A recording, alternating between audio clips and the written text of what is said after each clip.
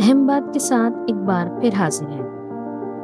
خواجہ آصف صاحب نے حال ہی میں ایک ٹویٹ کیا ہے ایکس پر، جس میں وہ فرما رہے ہیں بات چیت کی ابتدا ریاست سے وفاداری اور مکمل اطاعت سے ہوتی ہے۔ آزاد کشمیر کے کچھ بہکے ہوئے بھائی جو آج کل کسی ایجنڈے پر چل رہے ہیں، وہ آئین پاکستان کے آرٹیکل 5 کو ضرور پڑھیں، جو ریاست سے غیر متزلزل وفاداری کا تقاضا کرتا ہے۔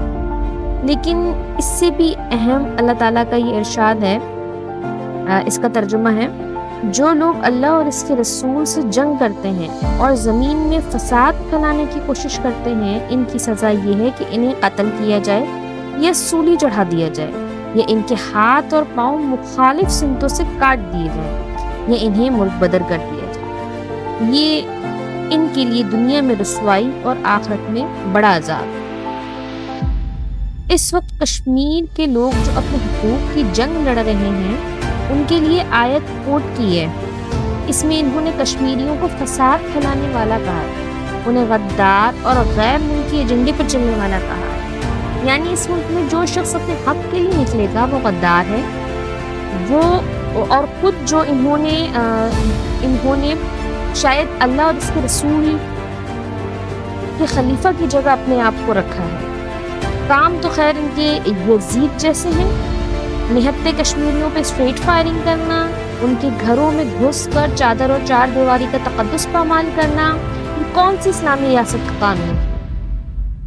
ناحق مارے جانے والوں کے لیے اللہ تعالیٰ سورہ نساء میں فرماتے ہیں، اب آ رہا قتل عمد، وَمَن يَقْتُلْ مُؤْمِنًا مُتَعَمِّدًا، اور جو کوئی قتل کرے گا کسی مومن کو جان بوجھ کر قتل عمد، فَجَزَاؤُهُ جَهَنَّمُ خَالِدًا فِيهَا، اس کا بدلہ تو جہنم ہے جس میں وہ ہمیشہ ہمیشہ رہے گا۔